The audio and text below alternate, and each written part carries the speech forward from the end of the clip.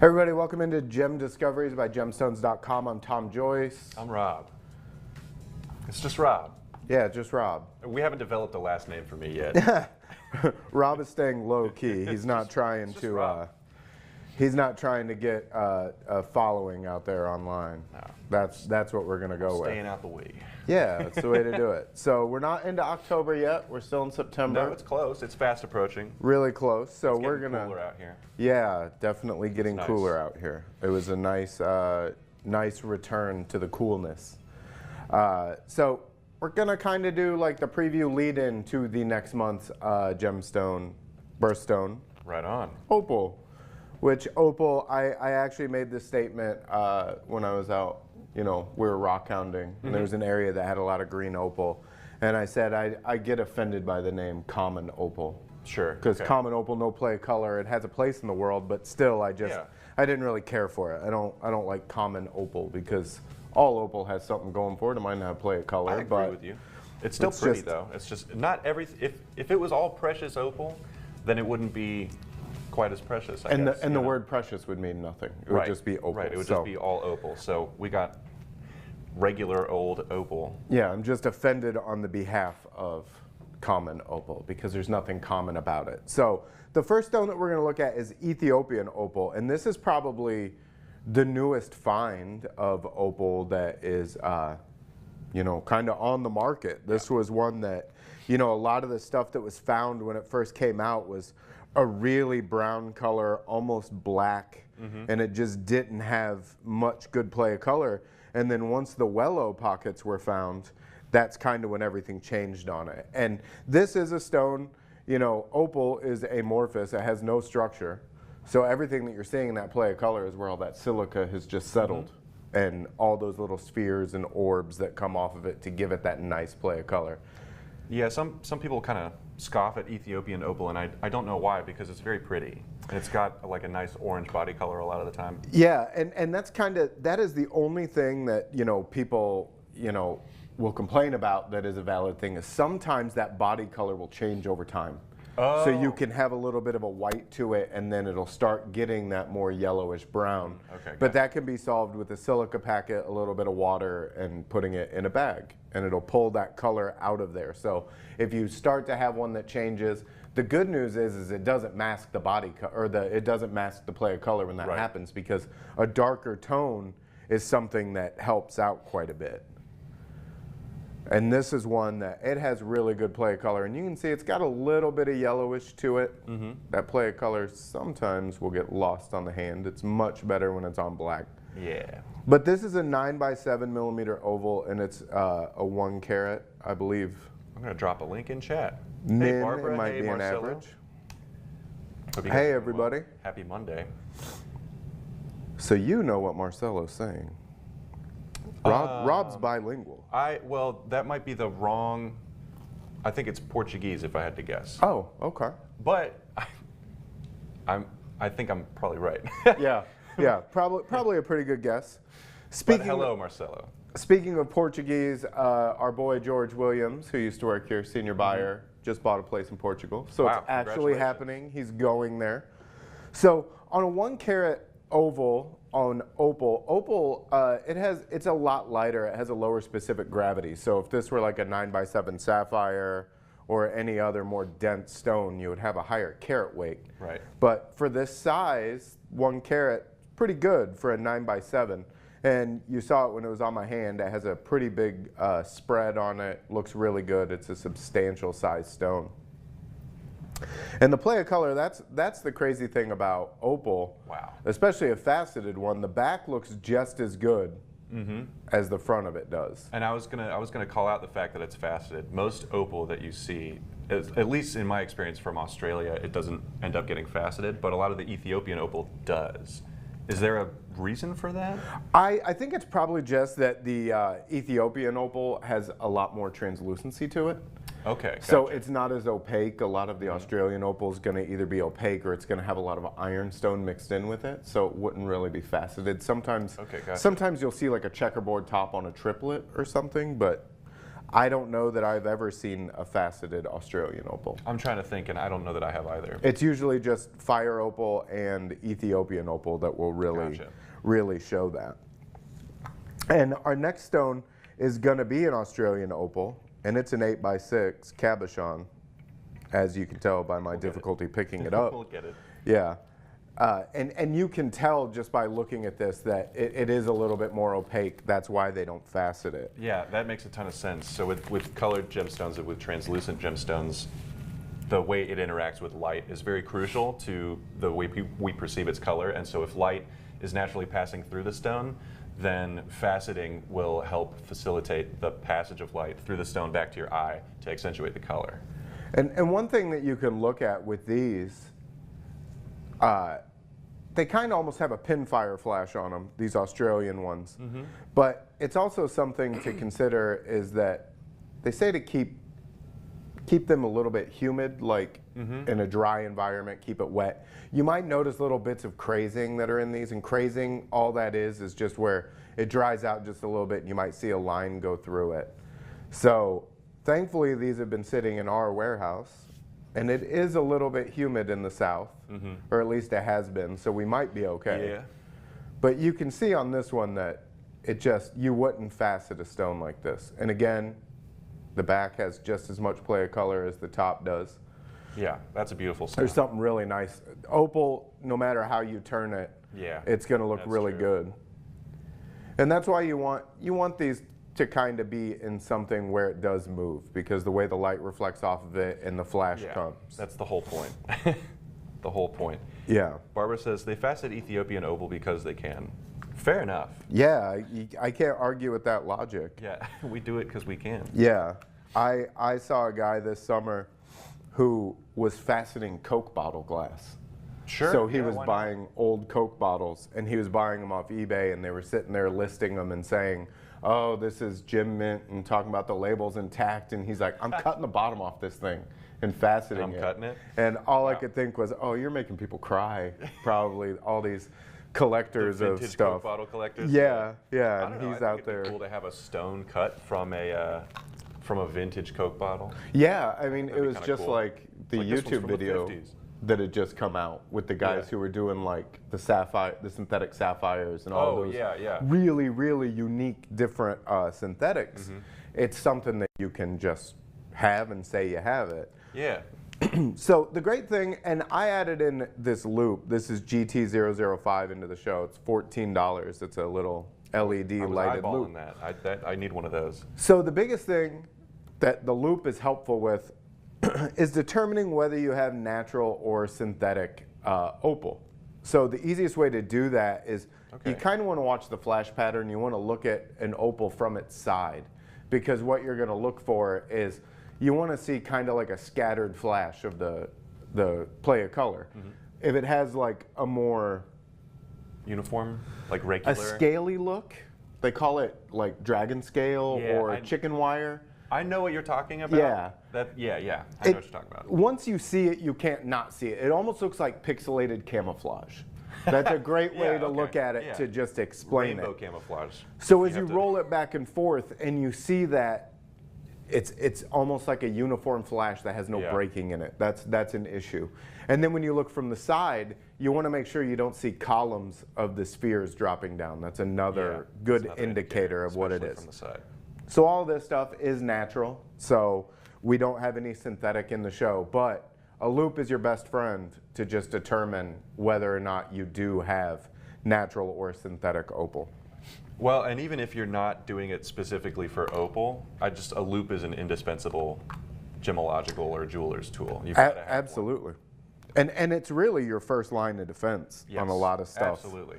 To let you know what you do or don't have. Because if something seems off in a loop, it's going to get even worse once you get it under higher power magnification. This next stone that we have is Mexican fire opal. And you can really see with that bright orange color. It's an awesome color. It really is. And we say that not just being from East Tennessee. Coming into October. Oh, okay.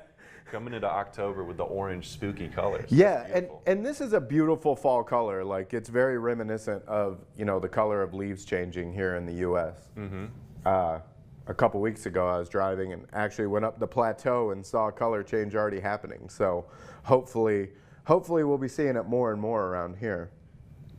So this is a carat 20, 9x7. The price on it is $75. I'm gonna drop a link. And we don't have a whole lot of these in stock, so this is one that if you thought you might want something like this, it's probably one to consider.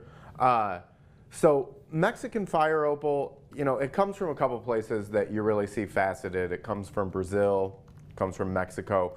The one thing about fire opal is it doesn't have that traditional play of color that you see. It's different. From Ethiopian or Australian. It is different. You might sometimes see like a light orange roll across the top, or even like a green that'll roll across the top. I've seen that too, yeah. But it's fairly rare that you see anything like that. The thing that you do have that's really nice is good translucency on it. Yeah, that would make a beautiful, I was just thinking that would make a great ring before you even put it up there, but yeah, that would be tasty. Yeah, and that's a great thing about fire opal is that it's soft, but it's not really gonna break. You can have a little bit of wear and tear with it and it won't be that bad. Not to say that it wouldn't, and also not to say that any gem that you have you should treat with a little bit of extra care because it's special to you. Yeah. Special to all of us. Now, and this is a really nice faceted stone. I wanted to show it from the bottom just so you can see all those different facets reflecting off of it. Sorry, I'm just reading down here on this. And this is another good one. Like, with this, you don't have a lot of identifying features to let you know that you don't have a synthetic stone, but I've also never seen synthetic Mexican fire opal or synthetic neither have I. Jeez. Fire opal. It just wouldn't be, I mean. Not something you need to synthesize, really. No. You'd have a lot of simulants, like if you had a nice translucent carnelian. Yeah. But if you had a carnelian this translucent, I would sell it as carnelian because you can probably get the same amount of money for it. Because carnelian usually is not that. Yeah, that's actually, you bring up a good, an important distinction between simulants and synthetics. A synthetic is a chemical and optical copy made in a lab, and a simulant is something trying to pass itself off as the intended stone. Yeah, and really, anything could be a simulant because glass, your Coke bottle could be a simulant. Yeah, you could even use topaz as an aquamarine simulant. Like you wouldn't want to, like why would you do it? But you could. So there's a lot of stuff out there, just from the vacation that I was just on, I can't help it. Any jewelry window that I see walking down the street, I walk up to, anywhere that I go that has rocks and minerals. Yeah. And really, really high-end jewelry. And when you put an apostrophe for rubies, you're just kind of like, sir, update that price tag. Come on now. But that's some really nice stuff. And even that, you had a window that had high-end watches, really nice Burmese ruby rings, and then synthetics right behind it. So it was one of those things that the price tag didn't really vary. So there's still value in synthetics and simulants. It's just, what are you willing to pay? Do you want something that's all natural? And know what you're looking at. That's where the loop comes in. Yes, exactly. The loop is really the best instrument you can get. You got to have it. I'm not even like selling it. I'm giving you advice. Like you've got to have a loop. Yeah, and this one. That's how I'm saying this. You've got to have one. And this one works really well. It's a 10x loop, which is kind of what you need. Anything Standard beyond that is kind of going out to just going out too far. But the lighted loop is because you need to turn it at different angles to look at the inclusions, because a lot of times you want to look to see where inclusions sit near the surface. So one day we'll have to do a loop show just about figuring out what's your dominant eye, how to hold it, all that kind of stuff, because not knowing how to hold it is a pretty big indicator. Oh, that's true. Well, I was taught like one thing about how to hold a loop, but seeing different people loop things in their own, a lot of people just have different techniques. It's kind of like holding a pencil. You were taught one thing, but you go out into the world and you see people holding pencils like, a knife, and I'm like, oh. Yeah.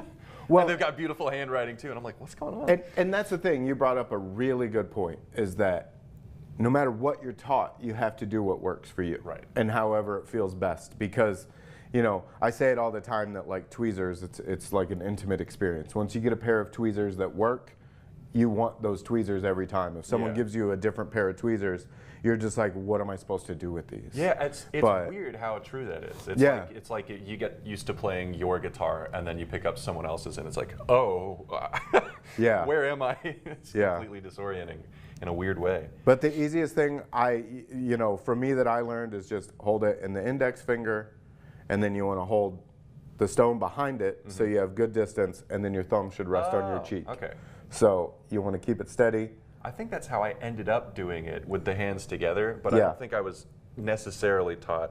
Everyone has their own method. Yeah. They really do. So there are times when Whatever you look at works. it and you're like, all right, I couldn't hold it that way, but Yeah.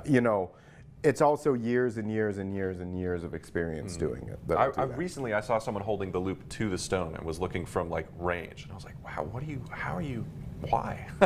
Now I that's was wild. totally baffled. Yeah, I was like, I've never seen that before. Yeah, that definitely, I would be in the back going, well, that's a choice. and Wow, it what a is technique. like, What a that's a maneuver. choice. Jay is a good one to watch with his loop because Jay uses the lighted loop that's on a magnifier, and that one I can't really get the hang of. Okay. But it is, with as many years in the business as he's been doing it. How Do are you? you going to tell him he's Yep. doing it wrong? Yeah. No, come on. No, I wouldn't tell him he's doing anything wrong. He's doing great. So we're going to go back to Australia on the next two. Sounds And this good to is an me. Australian black opal. Oh, I love black And opal. I do too. And this stunning. one, I chose this one just because of that unique black streak that goes down the middle of it. Oh, It check almost that looks out. like a cat's I was eye. about to say it's like a little chatoyant sort of moment. It doesn't move. It's obviously not chatoyancy, but it sort of looks like a still, a frame of chatoyancy. Yeah.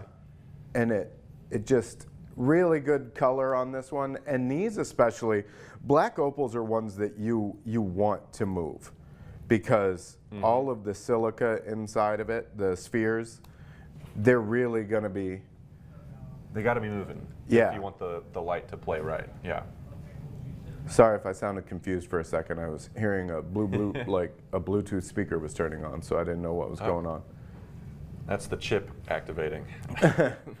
So this is I love this stone. So the one thing about opal's a lot like fire agate and a lot like those other things. You're chasing color across the stone. There really Yeah. isn't a set thing. When they're rubbing these opals, which that's what a lapidarist is going to call it, is rubbing. Sorry about that. They're just chasing the color around. They're not really like in their head. They're not like, well, I'm going to make a 10 by 8 oval out of this. They don't know that. They won't know what it's going to be until they're done. That's daunting. It really is. And to think what this material costs per carat For sure. and everything, it really is like one slip and you're losing quite a bit of money. If you chase too far, you might find that you've overrun. Yeah. And it happens very, very quickly. But the one thing that I really like about this piece, and even from the back, it almost looks like gem silica. Normally gem silica is going to have a lot more vibrant of a blue color to it, but it'll have that black mixed in with it. Now, the black isn't a problem, and the other thing, we'll probably see it on the next piece more than we would on this one. If you get one of these, especially with the price tag, do not be worried or concerned when you look on the back and you see little bits of sandstone, or it almost looks like a piece that they forgot to polish out. That's just called potch. So they're leaving that potch on there because it darkens up the top of the stone. They need to leave Gotcha. something like that, because if they were to rub that away and get rid of that potch, you're not going to have that play of color as strong on the top that you did as you see it. So there are little things with it that you have to leave there. Now, this one is a really affordable price for being Australian black opal and what it is. It's $300. But the one thing that you'll see that's missing out of this stone that would drive the price up quite a bit is reds and oranges.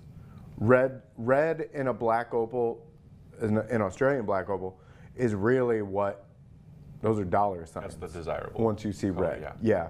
Yeah. The flash isn't really something that jumps out at you. It doesn't have a pattern name to it of any kind. So that's why this is such an affordable piece.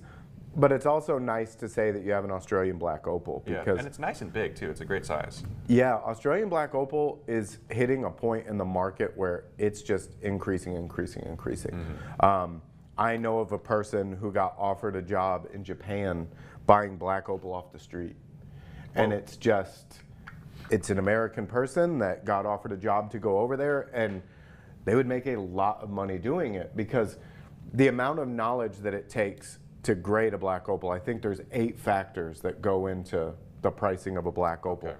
And it's even so controlled that there's a black opal pricing council in Lightning Ridge, and they meet once a week.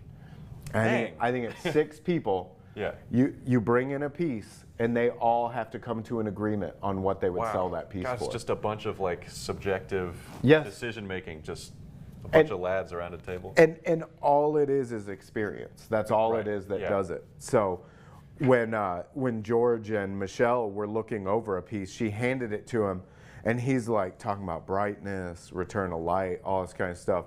In my head, I was like, I don't ever want to price black opal. I don't have it in me. What are your words? So this is our last piece. We always try to do like good, better, best from what we can. And as you can see, this is best.